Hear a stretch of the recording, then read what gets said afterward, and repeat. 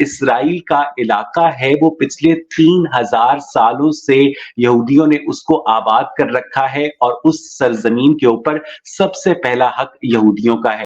اسرائیلی forces کو پہلی بڑی سفلتا ملی۔ اسرائیلی فورسز نے حماس کے نیول کمانڈر محمد ابو علی کو اٹھا لیا ہے۔ اسرائیلی ریٹیلیٹ کرتے ہیں تو پوری دنیا میں یہ شور و غوغا کرتے ہیں کہ جی مسلم مسلم مسلم مسلم مسلم، اور پاکستان اتنی بڑی بے وقوف ریاست ہے جس نے اپنے پاسپورٹ پر لکھ کر لگایا ہوا ہے کہ یہ پاسپورٹ دنیا کے تمام ممالک سوائے اسرائیل کے لیے کارآمد۔ فلسطینی آتنکی سنگٹھن حماس کے حملے کے بعد جوابی کارروائی میں اسرائیلی فورسز کو پہلی بڑی سفلتا ملی۔ اسرائیلی فورسز نے حماس کے نیول کمانڈر محمد ابو علی کو اٹھا لیا ہے۔ محمد ابو علی کی بریگیڈ نے ہی اسرائیلی میوزک فیسٹیول پر بھیاوا حملہ کیا تھا۔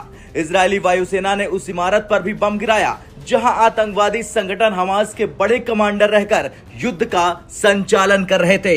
آتنکی سنگٹھن کے کئی آپریشنل مکھیالوں کو بھی نشانہ بنایا گیا۔ حماس کے کمانڈر محمد قاسہ کے دفتر پر بھی ایئر فورس نے بم گرا ڈالا، اس سے وہ موقع پر ہی ڈھیر ہو گئے۔ اسرائیل کا علاقہ ہے وہ پچھلے 3000 سالوں سے یہودیوں نے اس کو آباد کر رکھا ہے اور اس سرزمین کے اوپر سب سے پہلا حق یہودیوں کا ہے۔ اس سرزمین کے اوپر اگر مسلمانوں نے ایگزسٹ کرنا ہے تو انہیں اسرائیل کے ساتھ پیسفل ریلیشنز بنانے ہوں گے۔ اسرائیل کا دل اتنا بڑا ہے کہ اس نے اپنی آرمی میں مسلمان فوجیوں کو بھرتی کر رکھا ہے۔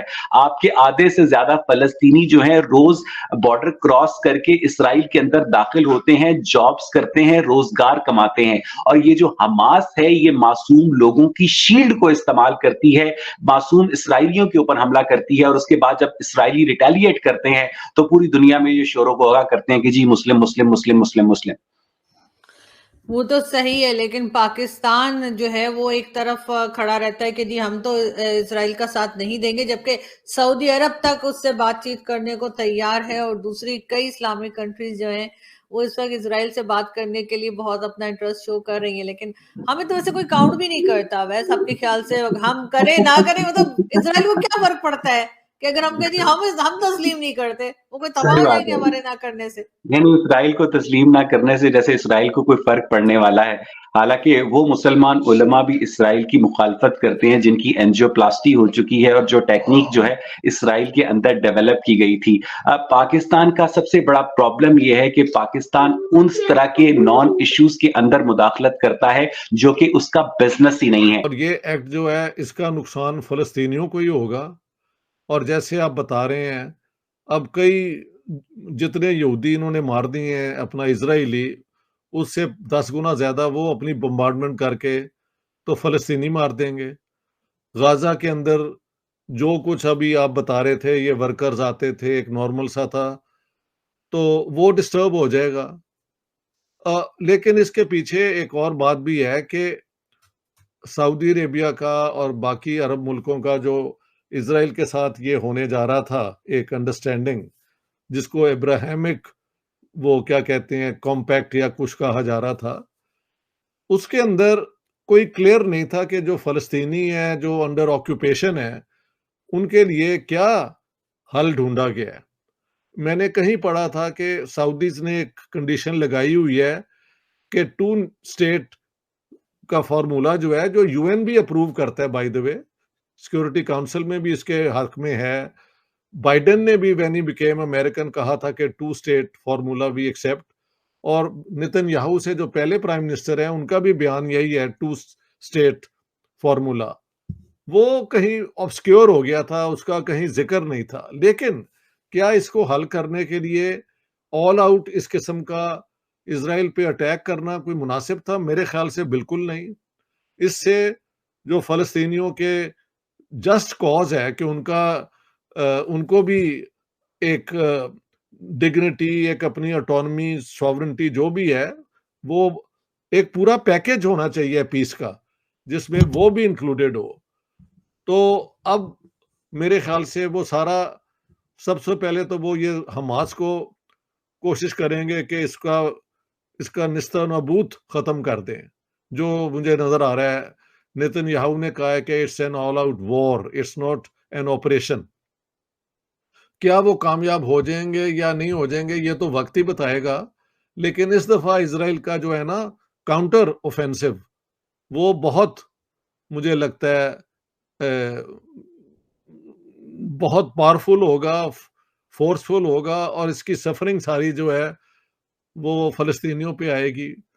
بعد میں پھر عرب وہ جو کاؤنسل ہے وہ کیا کرے گی؟ زیادہ سے زیادہ پیسے دینے پڑیں گے نا ریکنسٹرکٹ کرنے کے۔ محل دنیا اس سے تنگ آ چکی ہے۔ آپ کو ایک بات سمجھنے کی ضرورت ہے کہ ٹرکی کو پاکستانی کتنا آئیڈیلائز کرتے ہیں، چھٹیاں منانے جا رہے ہیں ٹرکی جا رہے ہیں، ڈرامے دیکھ رہے ہیں، ٹرکش ڈرامے دیکھ رہے ہیں، اور ترکی کے جو اسرائیل کے ساتھ تعلقات ہیں وہ کسی سے ڈھکے چھپے نہیں ہیں۔ سب سے زیادہ اسرائیلی ٹورسٹ جو ہیں وہ ترکی کا رخ کرتے ہیں۔ اس کا مطلب یہ ہے کہ ترکی کی حکومت کو اتنی عقل ہے کہ تمام تر اسلامی منجن کے باوجود بھی اسرائیل کے ساتھ ڈپلومیٹک اور ٹریڈ ریلیشنز قائم کر کے، جو کہ بلینز آف ڈالرز کے اوپر ہے، وہ آپ نے قائم کرنے ہیں۔ اسی طرح پاکستان کا چین بہت بڑا دوست ہے، اور چین اور اسرائیل کے جو تعلقات ہیں وہ پوری دنیا کے سامنے موجود ہیں۔ اور پاکستان اتنی بڑی بے وقوف ریاست ہے جس نے اپنے پاسپورٹ پر لکھ کر لگایا ہوا ہے کہ یہ پاسپورٹ دنیا کے تمام ممالک سوائے اسرائیل کے لیے کارآمد ہے۔ کئی لوگ کہہ رہے ہیں کہ 2 اسٹیٹس کی بات بھی کی گئی ہے، اور سولوشن یہی ہے کہ دونوں کو الگ الگ اسٹیٹس دے دی جائیں تاکہ یہ مسئلہ ہمیشہ کے لیے ختم ہو، بجائے ہر تھوڑے دن میں یہی لڑائی جھگڑا دیکھیں۔ اصل میں پرابلم یہ ہے کہ مسلمان کسی ایسے سولوشن کے اوپر رضامند ہونے کو تیار نہیں ہیں جس میں ان کا سو کالڈ قبلہ اول یروشلم جو ہے ان کے پاس سے جاتا ہے۔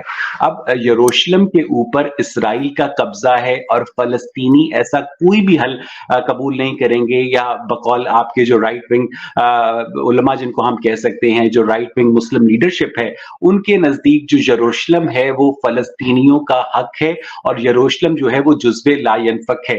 اب پرابلم یہ ہے کہ آپ اگر کہیں کہ فرض کیجئے، چلے میں آپ ہی کی مثال دیتا ہوں، کہ آپ کو کوئی کہے کہ آرزو کاظمی میری پہلی محبت تھی، شادی میں نے زکیہ سے کر لی، ٹھیک ہے، اب شادی میں نے زکیہ سے کر لی، لیکن آرزو کاظمی چونکہ میری پہلی محبت تھی اس لیے میں زکیہ کو بھی اپنے پاس رکھوں گا اور آرزو کاظمی کو بھی اپنے پاس رکھوں گا۔ اب دس از بولشٹ، دس از اسٹوپڈیٹی، ٹھیک ہے۔ آپ کے پاس اپنا کعبہ ہے، آپ کے پاس اپنا قبلہ ہے، آپ اس سے انجوائے کریں، آپ اس کی طرف منہ کر کے جو کرنا ہے آپ نے کریں۔ آپ کو کیا تکلیف ہے کہ آپ جا کر بتائیں کہ جناب یہ چونکہ ہمارا پہلا قبلہ ہوا کرتا تھا، ٹھیک ہے، انہوں نے نہیں کہا تھا کہ آپ اس کو پہلا قبلہ بنائیں، اور وہ بھی مسلمانوں کی ایک سیاسی چال تھی کہ مدینے کے یہودیوں کو رام کرنے کے لیے، اور جب انہوں نے دیکھا کہ مدینے کے یہودی ان کے جھانسے میں نہیں آئے تو انہوں نے جناب ان کو مدینہ سے نکال بھی دیا، اور انہوں نے قبلہ بھی تبدیل کر دیا، اور وہی شہر جو ہے ان کا دوسرا قبلہ ٹھہرا جہاں پر اسلام کے جو بانیان ہیں وہ وہاں پر تھے۔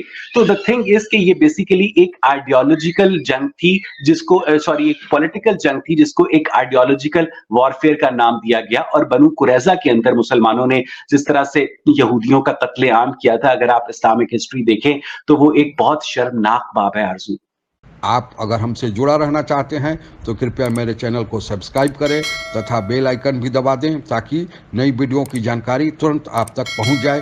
دھنیہ واد، جے ہند۔